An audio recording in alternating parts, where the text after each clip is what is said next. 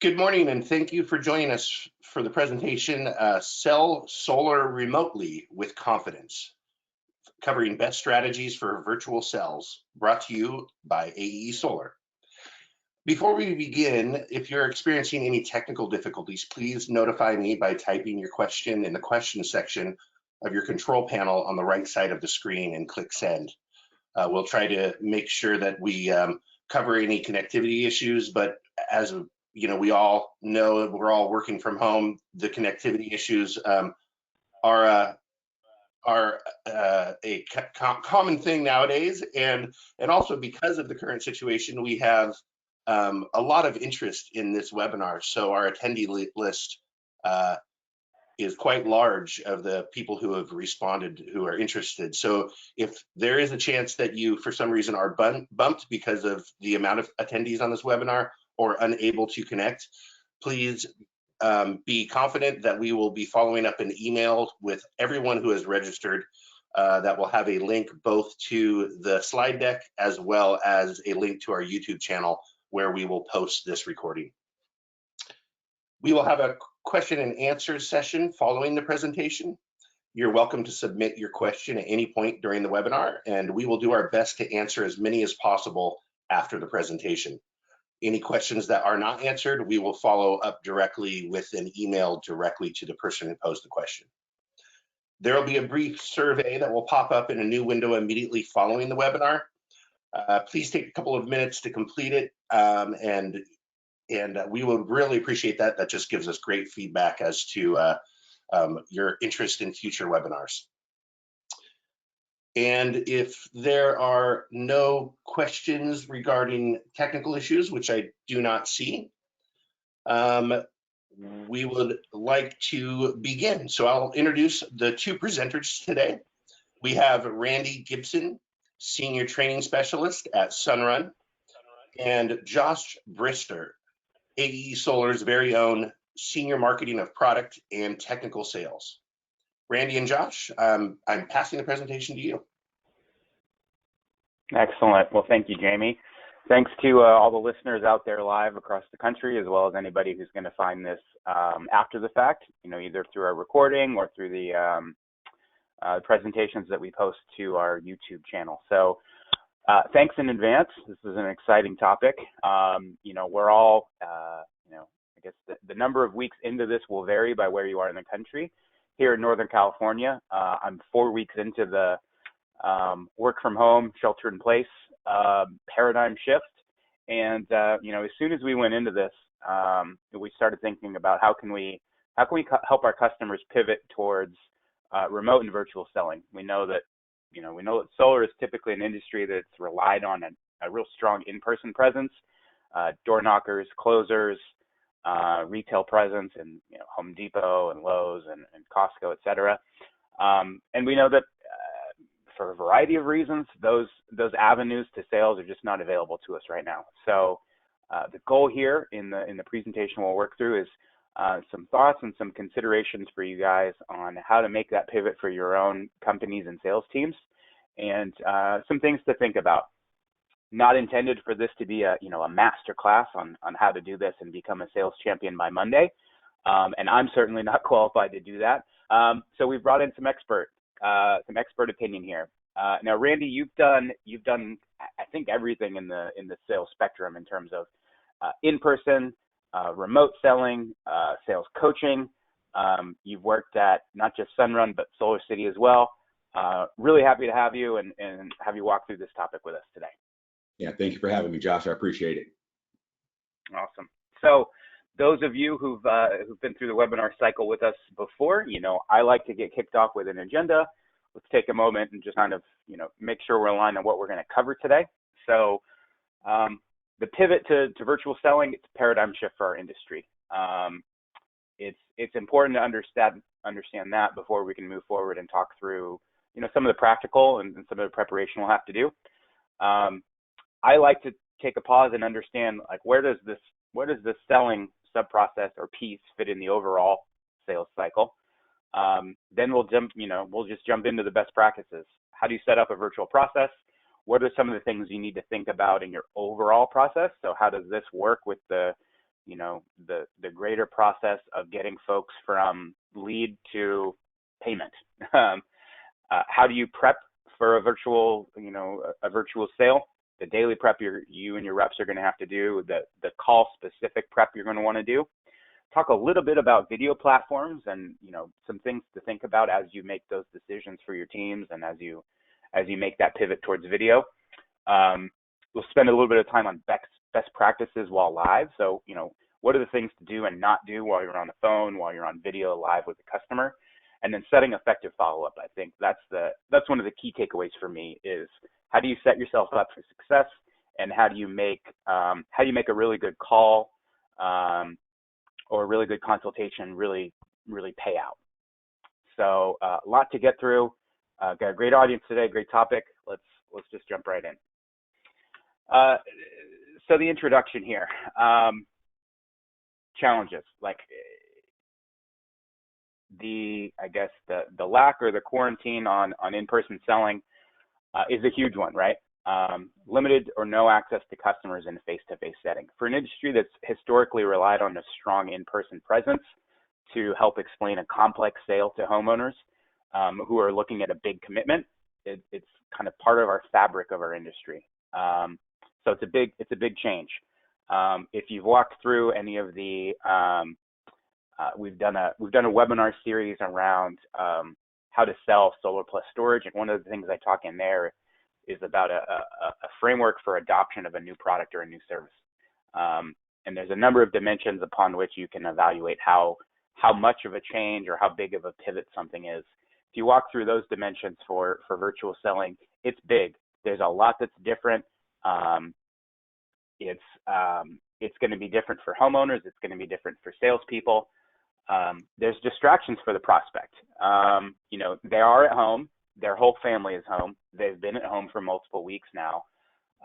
Odds are you're going to face some challenges on, you know, keeping their attention wrapped and on you. Certainly something to deal with. There's uncertainty in the economy now, both for your individual homeowners as well as the broader economy. I say all that to say it's a great opportunity for us as well. You know, we've long relied on that in sales presence. That's also one of the reasons why the customer acquisition costs are so high in solar, is because this is a complex sale that we've relied on a very expensive sales and marketing channel to pursue leads.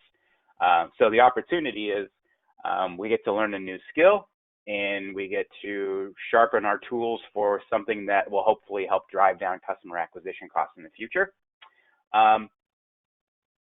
The other kind of huge piece of opportunity I have here is that millions of homeowners at home, and now we're a number of weeks into this. Utility bills are starting to come home for the first time with, call it, that increased load. So, you know, you think about your dual income, 2 kids, 1 dog family that a month and a half ago was at work and school all day. Now they're home running the HVAC system, running, if your kids are like mine, Zoom calls and video games and anything we can do to keep them busy during the day. So we're at that point now where reality is going to set in that, as well as the typical weather cycle, that people are now starting to run their air conditioners, their entertainment loads are higher, the utilities are not passing out any price decreases or discounts. So kind of all of those economic factors are starting to come to a head for your customers. So you know, the takeaway here is things are different right now. This is a huge challenge to our industry, but I think it's a great opportunity for us as well to learn something new. You know, one thing I just wanted to get out of the way up front is things are just different right now for your reps, for your customers, for those agencies that are doing permits and interconnection agreements. Let's just be patient. Let's think differently. Let's act with empathy, and we'll all get through this. Randy, I've been stealing your thunder a little bit. Anything to add here on the introduction of, you know, why this is important or why this is an opportunity for us? Yeah, you everything that you mentioned there, Josh, was right on point. For the audience that's out there, I know you guys gave a little introduction there, but I made this transition to virtual selling about 8 or 9 years ago. And like it was mentioned, I came from a field sales position going into selling virtually over the phone. So the things that are being mentioned right now are the things that are really gonna help make that transition. But the most important thing I would say for a lot of us that are making that transition to selling virtually over the phone is just understanding that our homeowners are also making that transition right now. So people are home. They have the availability to do a screen share. They have the ability to do a virtual consultation. We just need to talk about the proper steps for us to be able to conduct that virtual consultation effectively. And as we move through the slide deck, we'll talk about ways to do that, questions you can ask the homeowner to front of a screen share platform and to effectively do that. But we actually have a unique advantage having the ability to reach more customers on a day-to-day basis by utilizing a telephone than we can by physically driving to their home. So looking at some of the positives that we have will certainly help us adopt this new style for the foreseeable future. That's a great point, Randy, on reach. You know, you're going to be able to reach and contact so many more people. Now, obviously that's a question of funnel. You know, if you don't have the leads in there to begin with, you're not going to have a lot of productive calls. But just in terms of, you know, impact you can make on a daily basis, sure, you know, you're going to be able to target so many more homeowners just by saving windshield time, et cetera. Yeah, great segue there, Randy. Appreciate that. Understanding the overall process. Before we jump into the, you know, how to be a more effective closer, how to have more effective consultations in a virtual setting, I wanted to take a beat and talk about how does this fit into the greater overall process. I think as, you know, as individuals, and I would certainly include myself in the population of individuals for whom this is true. We've got a bad habit of saying, okay, I'm gonna fix the immediate problem, which is I can't get in front of my customers in person to sell. I'm gonna figure out a way around that, and then we're gonna move forward.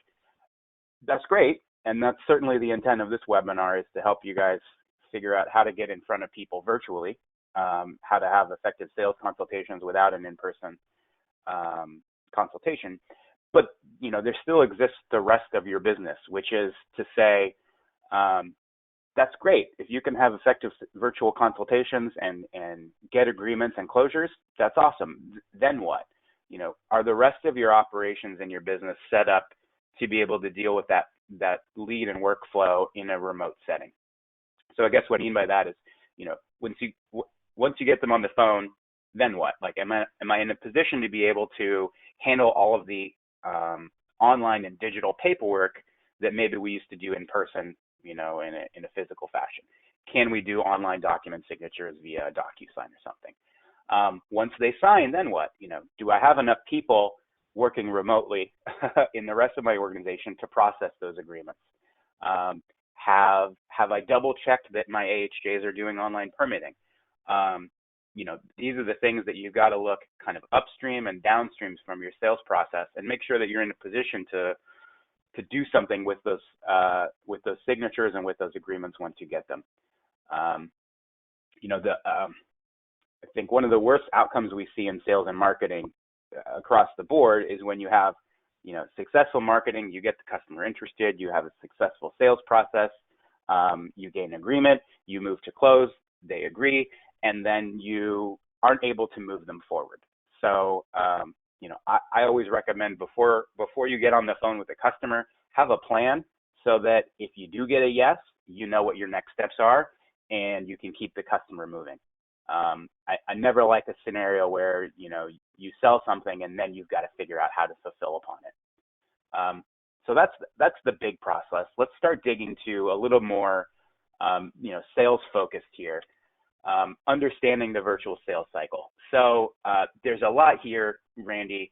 Kind of walk us through what's so different, I guess, about the virtual sales cycle, and what are some of the things that our customers and our sales consultants are going to have to take into account? The virtual sales cycle is absolutely going to be a little bit longer in most presentations than you are going to have a sales cycle in person. On that image that you just showed on the previous slide, that's actually a really good illustration to talk about what There you go. We'll talk about what the virtual sales cycle is.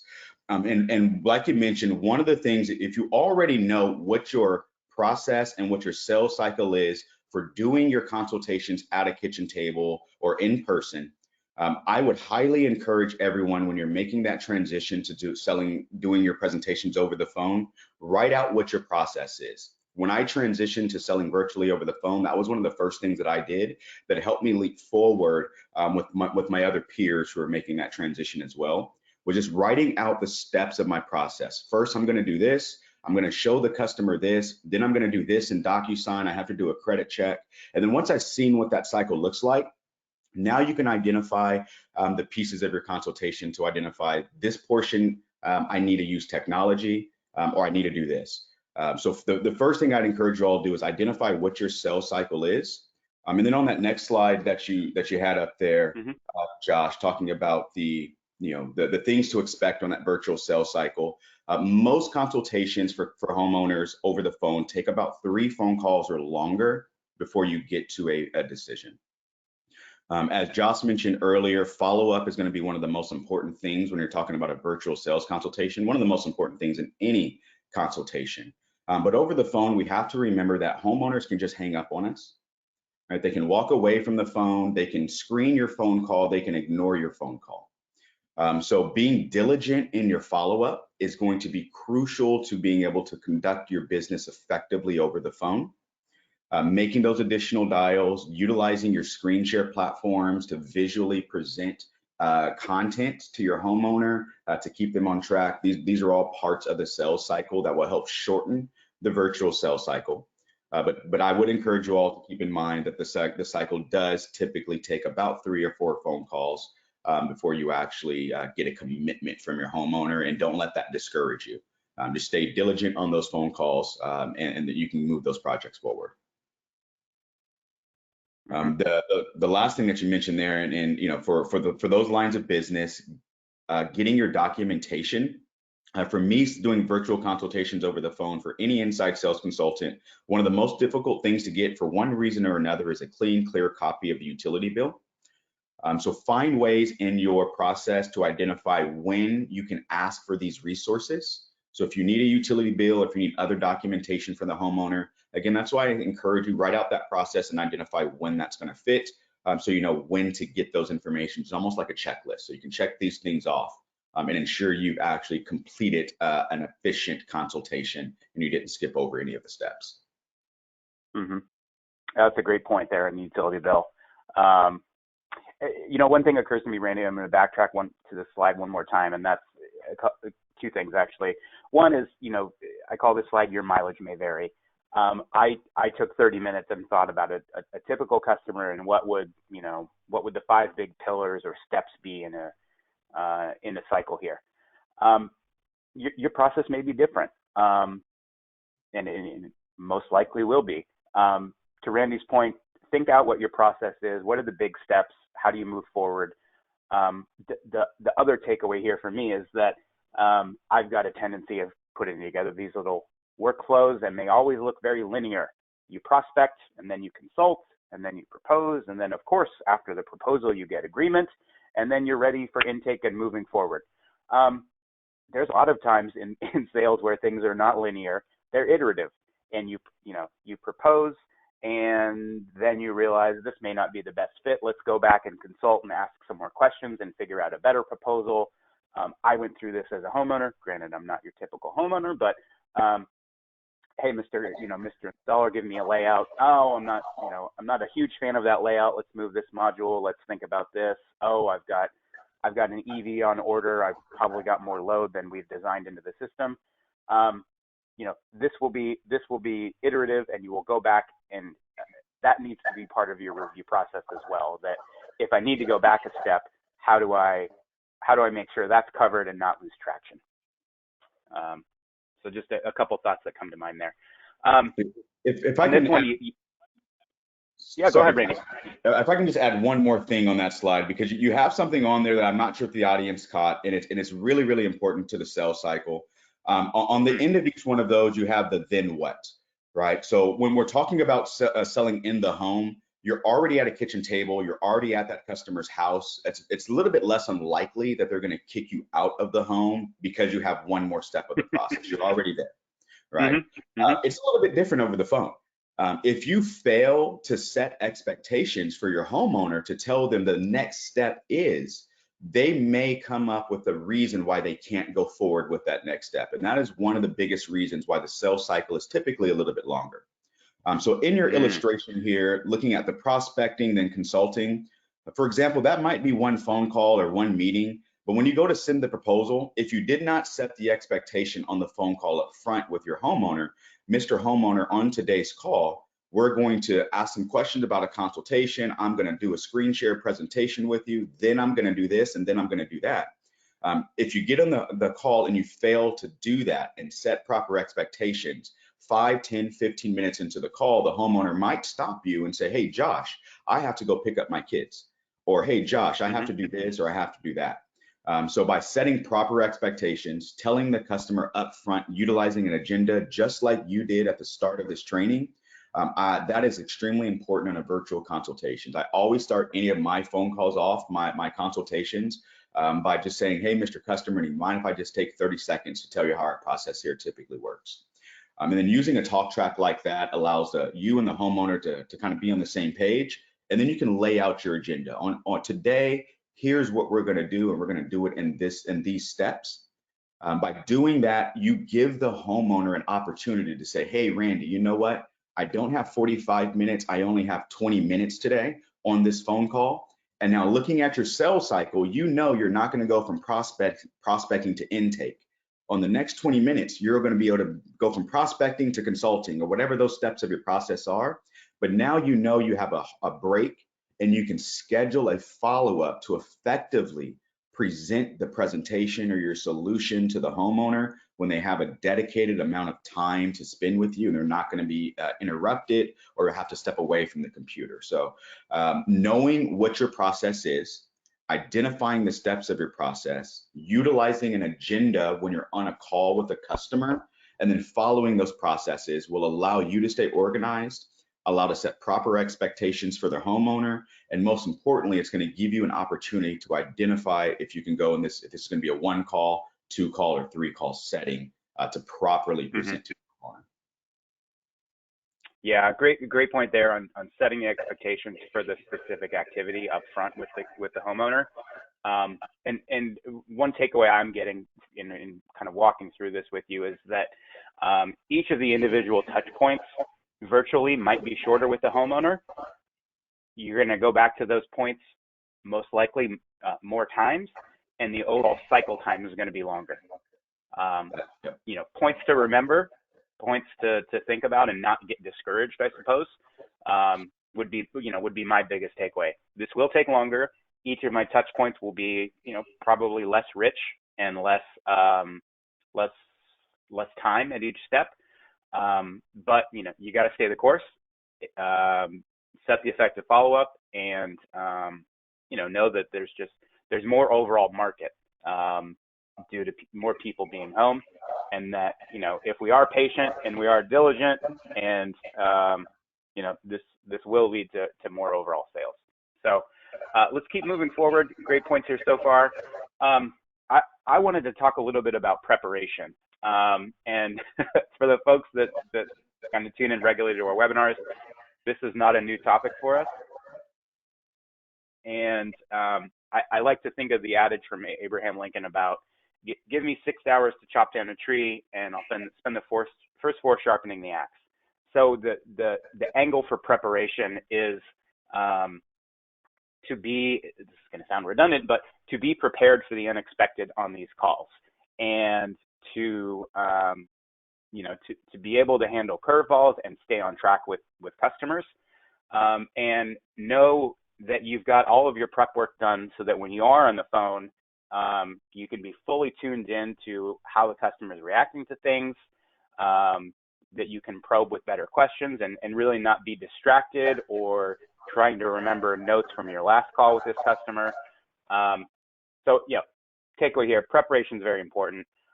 One question I would have for you, Randy, on someone who's done this, kind of day in and day out, any thoughts or best practice on, better to do all the call prep early in the day or prior to each call, or does the process matter, or is it more important just to be in a process and find what works well for you? Yeah, I would say everyone is going to have a different process. I don't think anyone can follow exactly the same process that I use, because that's for my sales style and my personality. But there is a process that we all have. So utilizing that process and doing it consistently is going to be most important. Talking about preparation, we all should be doing our call preparation. We should all be preparing before we enter any meeting, just like you would in a in-home setting. But there are some things about preparation in a virtual consultation that most of us might not immediately think of, and these things are actually fairly crucial to helping you realize some success faster. And some of those things that I would encourage you to prep for and to take in consideration, along with properly prepping for the actual consultation itself.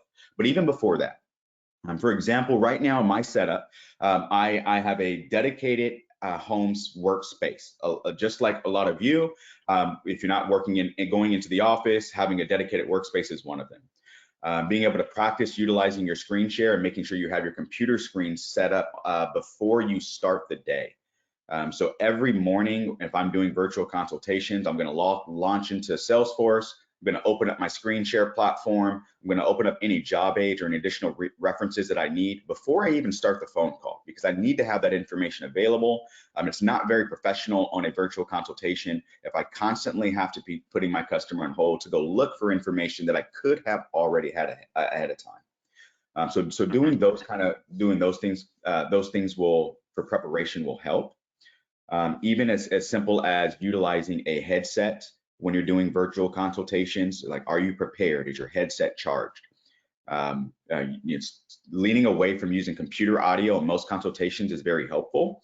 Having a headset charged freezes up your hands so you can take notes. That's actually very helpful in a virtual consultation. You can't remember all this information.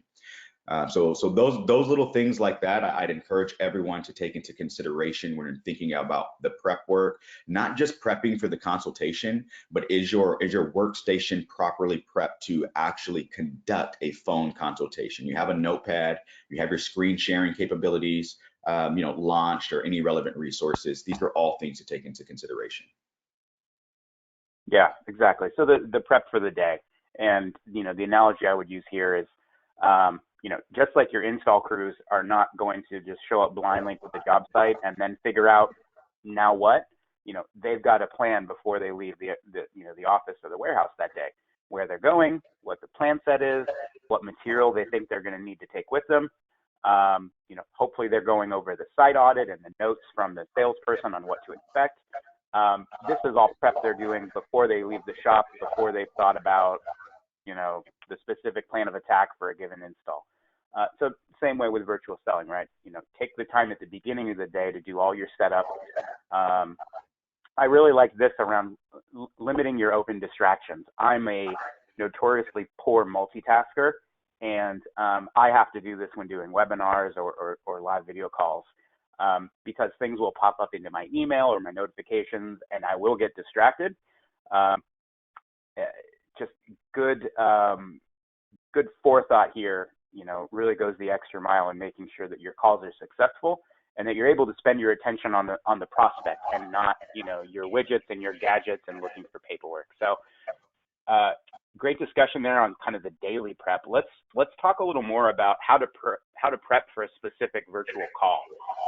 So Randy, what's your MO on getting ready for a specific consultation? The first thing is listed right there at the top, is just be on time. If you've confirmed the customer's consultation, be on time, be respectful of their time.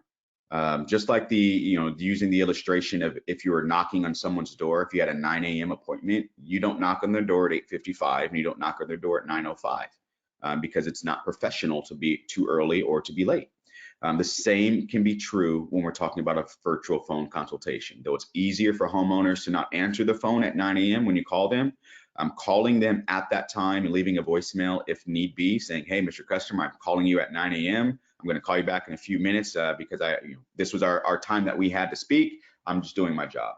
Right? It helps you establish yourself as a professional and build some credibility. Those are things that we might not think about just calling a customer on time. Also being prepared for me is, as I mentioned earlier, my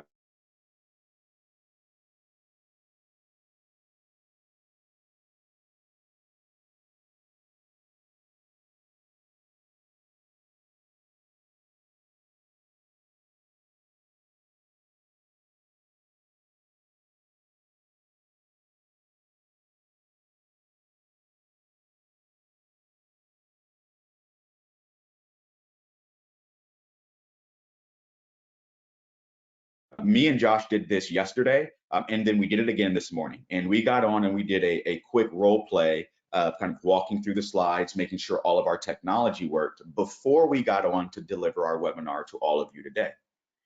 I would hope that we are all doing exactly the same thing before we go and do a consultation with our homeowners. Proper preparation is absolutely key.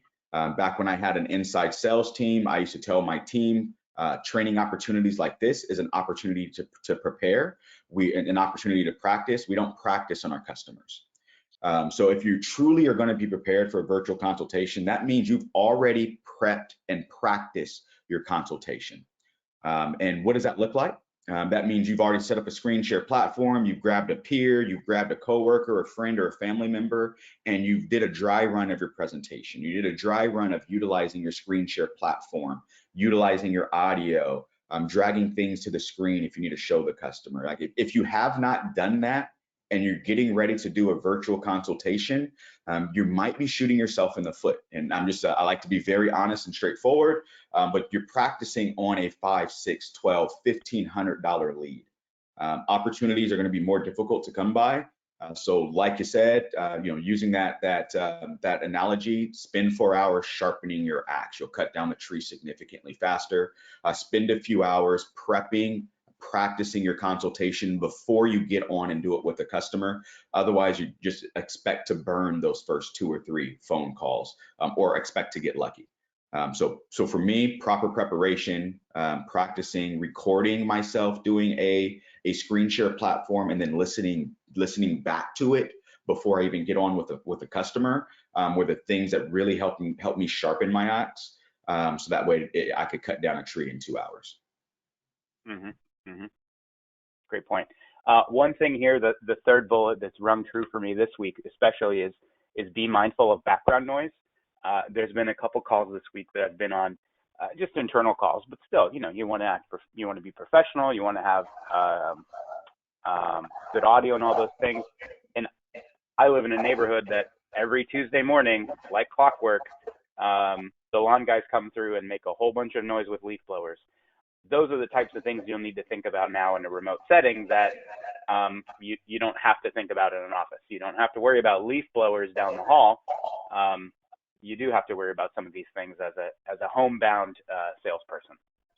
Yeah, and that's a good point, Josh. Just to kind of piggyback on that too. Working in a call center, you're going to have background noise. Working at home, you're going to have background noise. It's okay if you can't avoid those things. I have a train directly behind my house, probably in about the next 10 to 12 minutes. It's an unavoidable that train is going to come, and we're going to be able to hear it. So don't let those things distract you on the phone call as well. Sometimes I'll make that as a joke. Oh, I'm sorry, Mr. Customer, the daily train's coming by. Please be mindful of that. Like, just don't ignore the background noise. Acknowledge it on the homeowner. The homeowner can hear those things. Don't allow them to be distractors, but do try to limit them if you're capable, and if you can limit some of those things. Mm-hmm. Yeah, great point. Which is a terrific segue to our next slide to talk specifically about video conferencing and video conferencing platforms. So at this point, Randy and I have practiced this. We're going to turn on our webcams to make it a little bit more apparent, what some of these best practices are for and what we're really talking about. So hopefully everybody can see my screen now. You can see I've cleaned up, I've shaved. This is a webinar I take seriously. Hey, there's Randy. Awesome. you can also see in my little home office here in Northern California, I've got some artwork. I've got back over this way, I've got my, calendar from the office. I've got my Oakland Raiders memorabilia on the wall. I've checked to make sure that I know what's going to be in the background when I go live on video.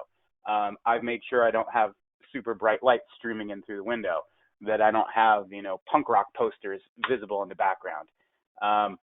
Randy, you've walked through this. What are the things that you look for when you're making sure you're set up to go live with the customer? That's a great call. As you mentioned, all the things that you mentioned, if you could see me here, I'll try to look at the camera, but part of those things that being prepped for virtual consultations is I do have 2 screens. So one of those, pro tips, it's something we could talk about, but I'd recommend it.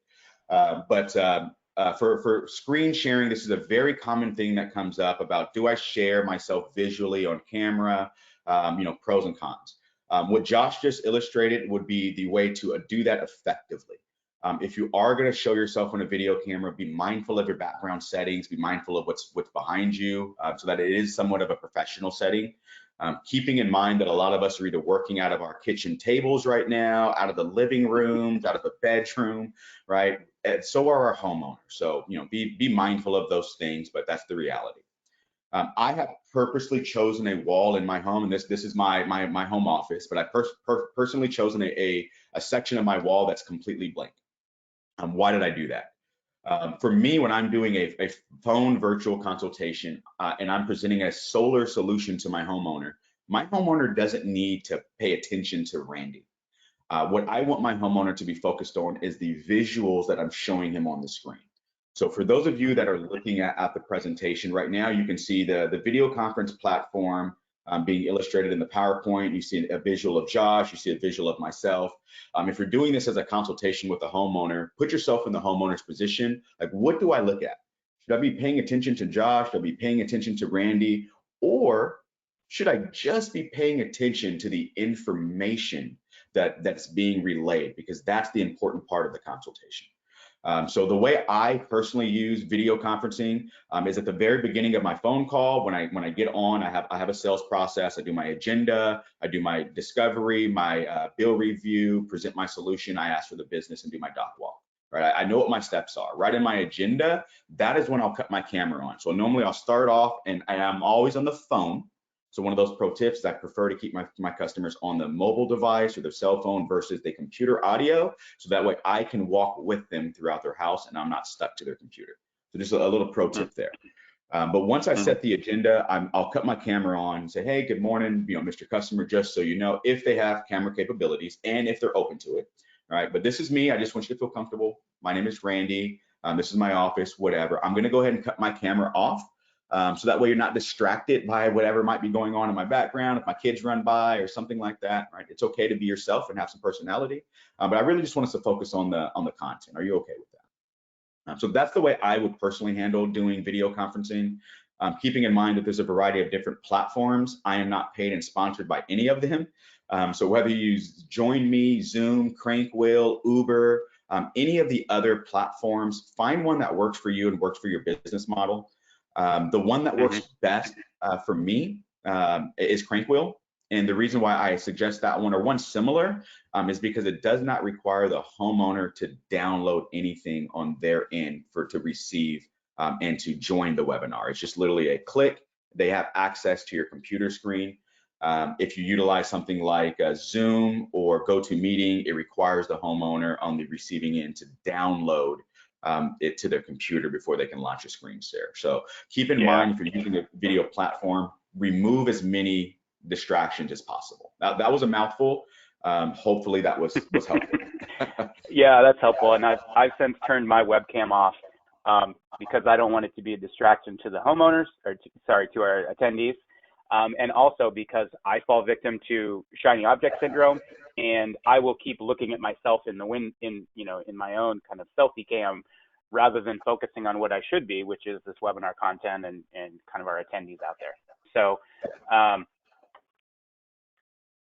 Randy touched on a couple things. I think the number one is, and I say this with full awareness, is avoid anything that requires the homeowner to download an app or widget.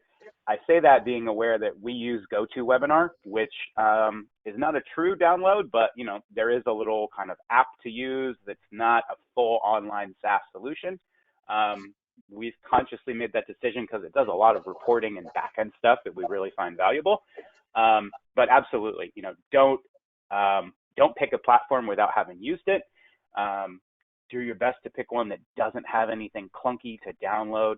I think we're all professionals, but we're all also consumers, and we know that if as a consumer you had to download or set something up differently for each person that wanted to call you, you'd probably lose traction very quickly on that. Randy, you touched on this on the last slide and when we went through the video. Think about your background and your environment, what's visible, what can be seen.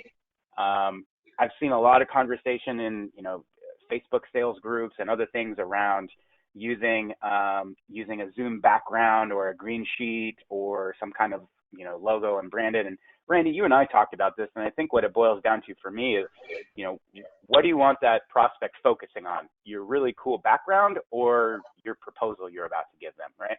Yeah.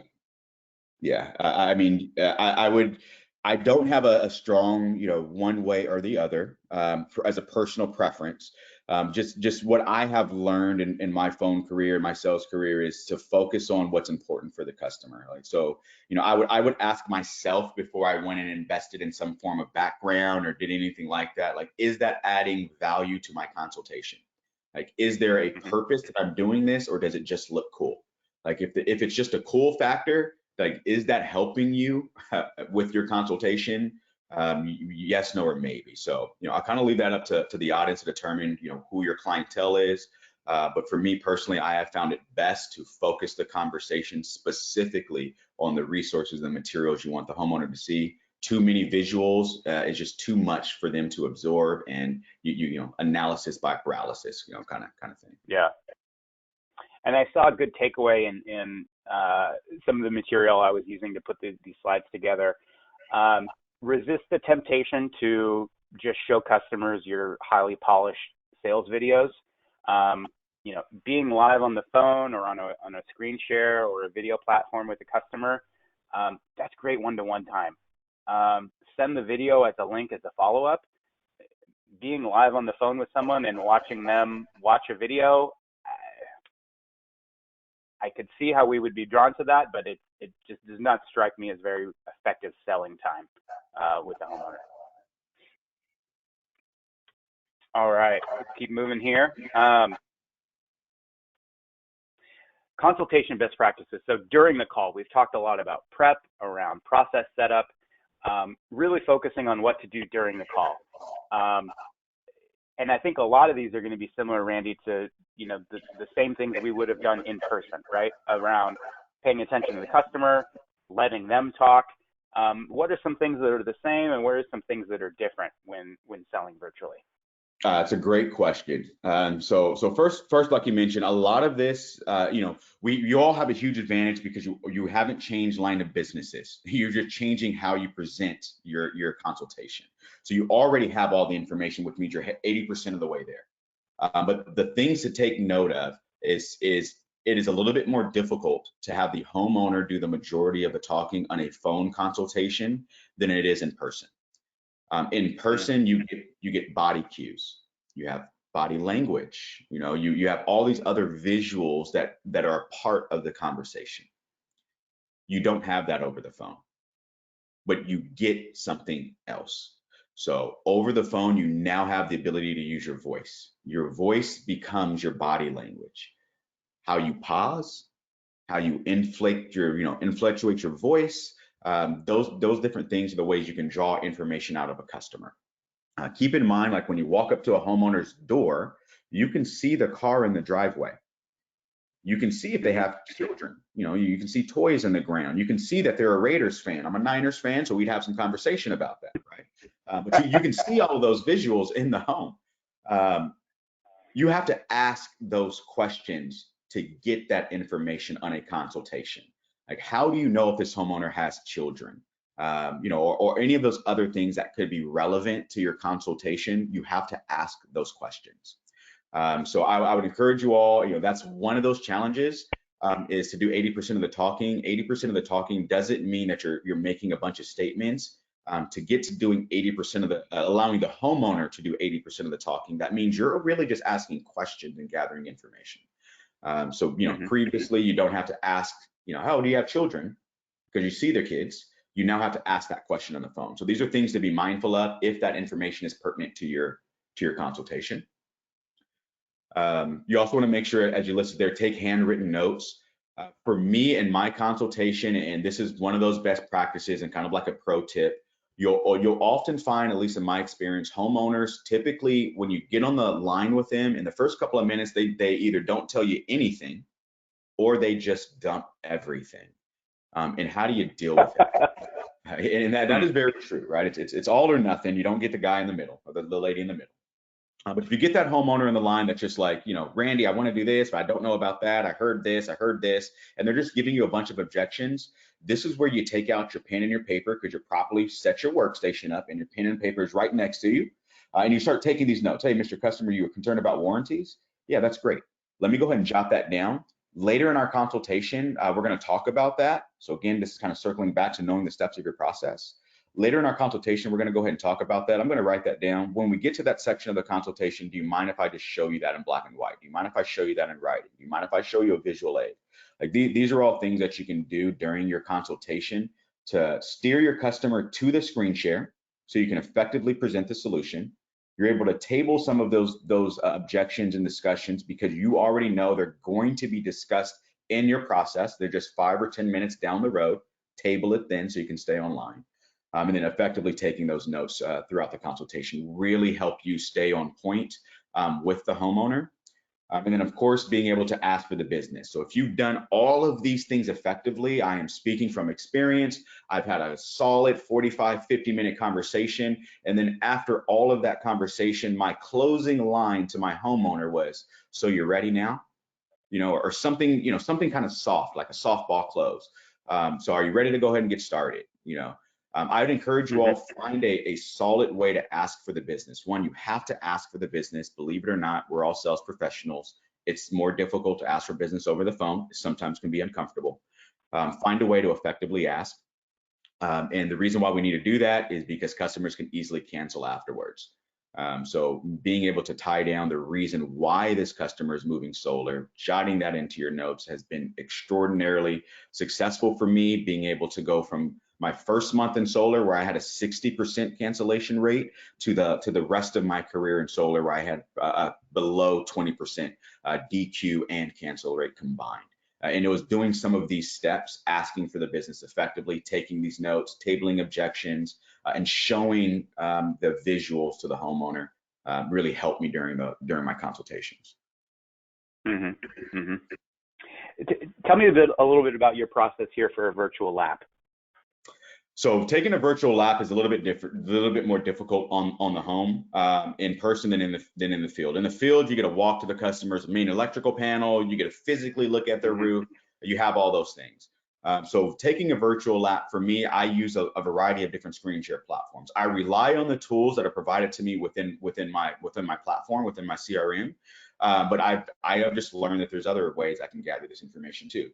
So even just going to Google Maps or anything of that nature and just doing this, I go to a street view of the property. In Google Maps, there's this feature, if you hold down the shift button and, circle around with your mouse, it does like this whole 360 design view, and it allows me to see vents that I might not be visible. It allows me to see a ton of other things on the home. And this is just an opportunity to ask questions. So the virtual lap is, Mr. Customer, tell me about your main electrical panel. Right? Maybe they do, maybe they don't know. If they don't know, that's okay. Now you can set expectations for the homeowner post solar design, right? So that these things aren't coming up as a surprise. I ask the question of customers about the roof. I can't physically see it. How old is the roof? Last time it's replaced? Any damage? Any areas of concern? So you want to ask your customer these questions. Even if you can't uncover everything, it allows you to set the stage. And in the event that there is some roof work that needs to be done post-site audit, the customer, that's not the first time the customer's hearing about it. And it really helps navigate that conversation and move that project forward and not have the customer come to a screeching halt. hmm hmm Awesome. And this, I feel like this is going to inform one of the things that you talked about earlier, which is, if possible, it's better to have a prospect or a homeowner use a portable device like a tablet or a phone for doing this consult rather than a computer, so that if you get to this point, the homeowner could walk you to the panel and you could actually see what you're looking at. Yeah, all of those are available. The one thing I'd encourage is whenever my customer is using a device, I want them to use the device that they're most comfortable with. So if they're on a laptop, go for it. If they have an iPad, absolutely go for it. If you can get your customer to walk you to your panel, walk out to their panel and take a look at it, like that is amazing. Like doing things to get your customer involved in the process really are really helpful. It makes it real for the homeowner, right? Like the things and when you're in the house, they can touch and they can feel. You can show them a sample, you can show them a visual. So you want to bring your consultation to life. So if you can get your homeowner engaged in doing some of those things, it's only going to make the consultation stronger. Yeah, great points there. Let's talk a little bit about follow-up. One of my most important steps here is, we talked a little bit at the beginning around setting your overall sales process, understanding then what, kind of what do I do next? If this is a great call and we get agreement and I get a signature, then what? Most of the time though, this is going to be an iterative process where you didn't get a close the first time, you didn't get a signed agreement, but you go back. So, Randy, how would you frame this up around follow-up? Like, what's the purpose here, and what are some ways to do this well without being, pesky? A good question. So one, you always follow up with a purpose. That's something that I learned. And what I mean by following up with a purpose is I never call my customers to say, hey, Mr. Customer, I'm following up just to follow up, right? Like, okay, thanks for your call, I guess, right? Why are we following up? Right. Right. There needs to be an agenda set, and we can do this two ways. So one is at the end of whatever your call is right now, set an agenda for your customer when you call them back, sold or unsold. So let's say you didn't come to an agreement today. The best practice is offer your customer 2 times. So Mr. Customer, I can call you back later today at 6 or tomorrow at 11. Which one works best? Right. By offering your customer 2 times like that, the customer will either respond back, yeah, tomorrow at 6 or tomorrow at 11, or they'll respond back, neither one of those times work. Can we do it at this time? Right. So one, effective follow-up, get a committed time to call your customer back. We don't want to leave those things open-ended. If your customer says, hey, Randy, just call me back sometime tomorrow afternoon. That for me on a phone call, I can't accept that. And I'll tell my customer that very confidently. Mr. Customer, I do work on a schedule here. I have a couple of appointments preset already in the afternoon tomorrow. Tomorrow afternoon, I am available at 1:30 or 4:30. Will one of those times work better? All right. So if you get a tied down time for your homeowner, if they say tomorrow afternoon, the customer, that's a good sign that the customer is not committed. And for me internally, what does tomorrow afternoon mean? Do I call you at 12? Do I call you at 2? Do I call you at 4? Am I just guessing? So tie down a time. Yeah. Second, that's a great point, Randy. And I early in my sales career, before I was told that I had a face for radio, I would talk to customers and I would say, I would think internally that giving them, a full laundry list of available times was a real service to them. I found out after a while that it was much easier for my customers to react and action something if I gave them a this or that. If I gave a customer an open-ended date, hey, let me know anytime to call you Monday through Thursday next week. Now I'm putting work back on the customer to figure out what works for them, rather than saying, hey, Tuesday at 2 or Wednesday at 10, what works better? That's just easier for someone to process and come up with an answer to than look through the 4 days I've given you and tell me what works best for you. It seems like a service to give more kind of call times, but it's really not. No, it's not. And plus, what I heard you say that when you said, hey, call me, Monday, Tuesday, or Wednesday, what time works best for you? It's like, dude, you have no other appointments.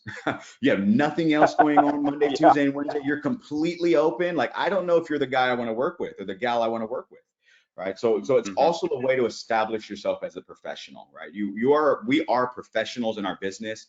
A customer's not going to tell you, hey, just show up at my house sometime on Thursday, right? They're going to tell you what time to knock on their door. So, my time is just as valuable as my homeowners on my phone calls, and vice versa. And one of the ways that I can value my time and value my homeowners' time is just by getting a committed time for us to do a follow-up. Mm-hmm. One of the best practices when you schedule that follow-up too is, when I say, hey, Josh, all right, tomorrow at 11 a.m., I'm going to call you back. Great. Now I need to tell you, Josh, what we're going to do tomorrow at 11. So tomorrow at 11, Josh, when I call you back, we're going to go ahead and answer that final question that you had.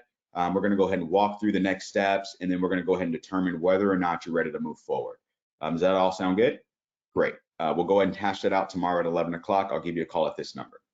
All right. So now the customer knows why I'm calling him. I'm not just calling to say, hey, Josh, it's 11 a.m. Just calling to follow up. How's everything going? Yeah, doing great, Randy. Have a good day. Yeah, exactly. Yeah, thank you for checking in. Bye. All right. So have a purpose with your homeowners when you're following up. Excellent. Well, this has been a great conversation, and we're actually, I wondered if this would happen, Randy. We're a little past our kind of planned timeline. So we did our prep. We thought about how long this presentation would take. We planned for some time at the end. Hey, this has been a great consultation.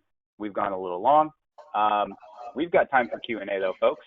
So at this point, I'll ask Jamie to pipe back in and see if we've had any questions come in. While we do that, I wanted to point out a couple things here. As always, give us a ring, drop us a line at tech@aesolar.com. Love to answer any technical questions you have. If you've got questions related to this webinar, we can answer them there as well. And I did want to show this image I found of a surprisingly, tidy SolarEdge and LG Chem install. I guess I wish all of our projects had these nice, tidy, south-facing rectangular roofs, and minimal gutters and sub panels and things. This is certainly one we wish we could find more projects like this. So Jamie, have we had any questions come in? Yeah, great. Thank you, Josh. And Josh, that was a greit presentation. I mean, just so informative, and in today's day and age and what we're going through now, I just found all of your points really effective, especially in being prepared, and so I appreciate all of your work. So we did have some questions come in. The first is from Hogan. And Hogan has a two-part question regarding site visits in the new era of solar.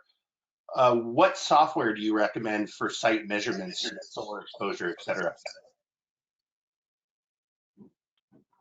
Great question that I'm not sure either Randy or I would be prepared to answer. I have been hearing that Sunrun is preparing some drone initiatives to use drones to do on-site inspections and take, in some instances, some very detailed measurements. I don't know the name of the platform we're using, but I'd be happy to try to run down an answer for you, Hogan. Excellent. And then the second part of that question is, what is the best way to approach documentation of the site? Photos, service panels, array locations, internal measurements, equipment locations, et cetera. Yeah, so if I understand the question, kind of how do you organize all of that site evaluation and intake information? Yeah, that's right. So that's going to go back to the first point we made, which is understanding the overall process. These are things that 2 months ago you would have had to kind of think about and organize anyway. Who are we going to send out to do a site evaluation and to take pictures?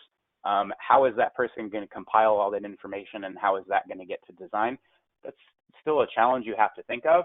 There's a lot of great CRM options out there for organizing kind of all your materials and making sure that all of that's pointed at a prospect or at an account. I've seen there's a laundry list of the tools and the CRM platforms that sales and install orgs are using. I'd be happy to help you find a few names. At Sunrun, they've basically built their own over the last 10 years. I think most of the other large companies have. Yeah, there's some options. We can get you a couple company names, Hogan. Great. I've got another question that comes in from David. David's asking if you have any recommendations for virtual signature programs. Randy, I'm most familiar with DocuSign. What else are you aware of out there? From the majority, actually, all of my soul sales virtual career, DocuSign has been my bread and butter for completing electronic signatures. Mm-hmm. Pretty attainable for for a small installer to get a license and a platform to that. To my knowledge, I mean, I've had my own personal DocuSign account in previous lives, and it was fairly inexpensive, easy to maintain, and most of our homeowners are also aware of DocuSign. Like nowadays, if you buy a home, you DocuSign. So, I mean, that's one of the things to keep in mind when we're talking about virtual consultations. Electronic signing documents is not new to the majority of our homeowners, and DocuSign is probably the most commonly used one that I can think of. Sure. Excellent, great. I've got another question that comes in from Dave. Dave's asking, how do you sell without actually getting roof measurements or to see how much space you have available, or even to check structure to make sure that there's no structural concerns with the roof? So, Randy, I'll let you answer, but I'll try to tee up here. For me, this would come down to, either the call prep that you're doing before the call or that virtual lab, right? Of kind of using the online tools at your disposal to check out this address before you hop on the phone with this customer. Yeah, for me, I would say that was always a challenge, right? I would utilize that opportunity to set expectations, and kind of hear me in both ways. I would ensure my customer, have my customer do the walk, do the virtual lap, but I would set that expectation, Mr. Homeowner, just so you understand how the process here works is once we complete your signature and we do the site audit, we're going to get your final engineering designs back, and then I'll be able to have the photos and blah blah blah blah blah. At that point, there may be some things that may change based upon the physical description of the home. We'll revisit that at that point. If you're really concerned about that, I would set the expectation just set an expectation for the homeowner that could come up, and try to identify if that's going to be a roadblock. Mr. Homeowner, in the event that there is some roof work, we do a main panel upgrade, is that going to bring us to a hard stop, or is that something that we can consider as part of the solar project? You're not going to get all the answers to those questions. The most important thing you can do, however, is just set the expectation of the possibilities for the homeowner and just ensure they're bought into the process before moving forward. Great advice. Yeah. I was going to add to that, Randy, that even an in-person consultation, I hazard to say you're not going to go into the crawl space and check out the rafters at that point. So that's still going to be a blind spot, even if you were in the home. But there's some online work you can do before you get on that phone call to understand what the home is like. You can go onto Google Earth or Google Maps and see has this house had any additions? Does it have a second story where all of the other homes in the neighborhood are single story? Well, they've done an addition, and you're likely to have some interesting roof work there. Is this a house that has, to your question about MPU, is there a pool and a spa in the back? Some other things that you can, that will give you indications to maybe some scope of work down the road. But there's no substitute for a thorough site evaluation or a site audit. To Randy's point, just set the expectation that there could be those X factors down the road. And we'll approach them when we get there. Excellent. I've got a question coming in about objections. He stated, I missed your part about tabling objections. Did you just mean to address and overcome their objections? How do you handle objections and any inside pointers as to best practices?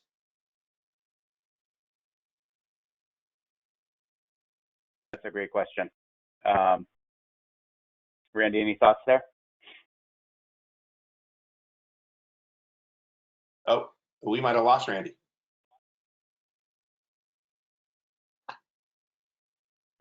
I'll jump in here and say that, you know, you're going to have the same likely types of objections that you would have in an in-person consultation around, you know, funding, permitting, payoff. How does this fit my future scape with an EV, and et cetera? And each of those are going to be really specific to your own company, to the customer's utility and, you know, particulars. These are the things that you have to talk track through. You have to workshop with your, you know, with your peers or your manager or your wife or husband. These are the objections you have to prepare for. You can't just kind of rely on your wits to get you through them in the minute. And I would hazard to say that, you know, you could probably anticipate a lot of these objections if you walk through your talk track and you understand your, you know, your key prospect.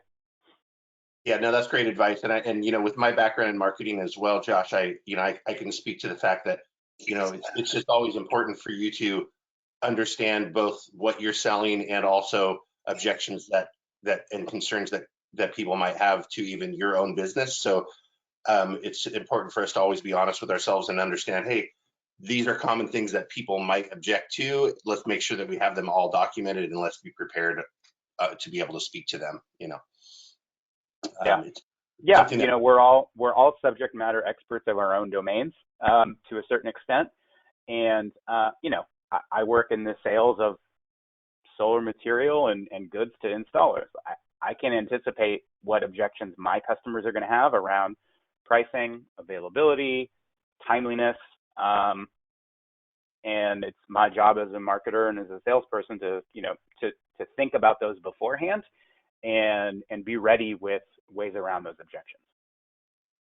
Yeah, just to add, I may have lost a little bit of the question. I missed some audio for a moment, but anytime we're addressing any kind of an objection, what has really worked for me and a little bit of best practice is if you can answer that objection with a visual, do that, right? If a customer asks me in my sales process if they have an objection about a warranty, I show them, I table that objection until I get to the agreement, and I can show them what our warranties are included in black and white. So that's a really effective way to handle these objections over the phone, is utilizing a visual. That can even be a way to transition to a screen share. But if you just spout off a bunch of information over the phone to provide a bunch of answers to objections without having a visual aid to aid you, you have to rely on the customer's knowledge and the customer to remember that information. And I have just found that to be a more effective way to handle just about any kind of an objection, is utilizing a visual or the agreement to overcome it. Mm-hmm. Mm-hmm.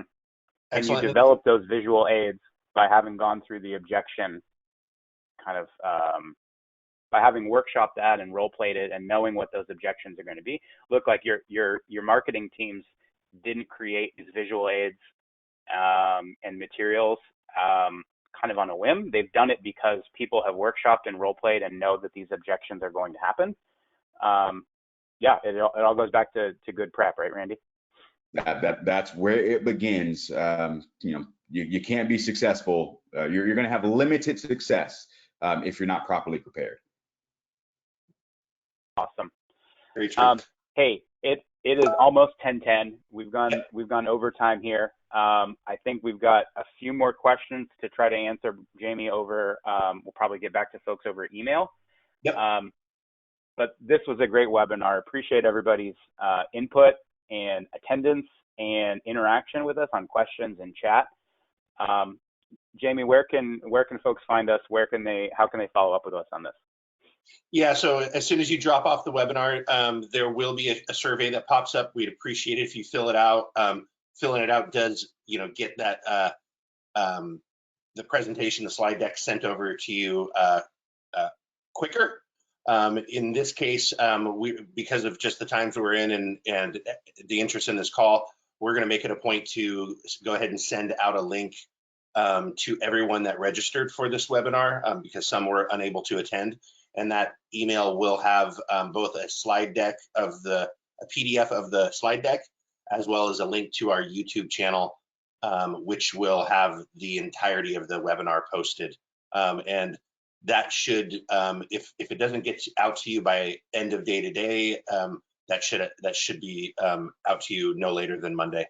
We'll certainly try to get it out by end of day today. if everything, the recording comes through. Other than that, yeah, definitely feel free to reach out to us to, at tech@aasolar.com, or call us at 1-800-777-6609. And thank you so much for your attendance and your business. Yeah, appreciate it. Thanks, everybody. Take care of yourselves and be good to each other. Guys.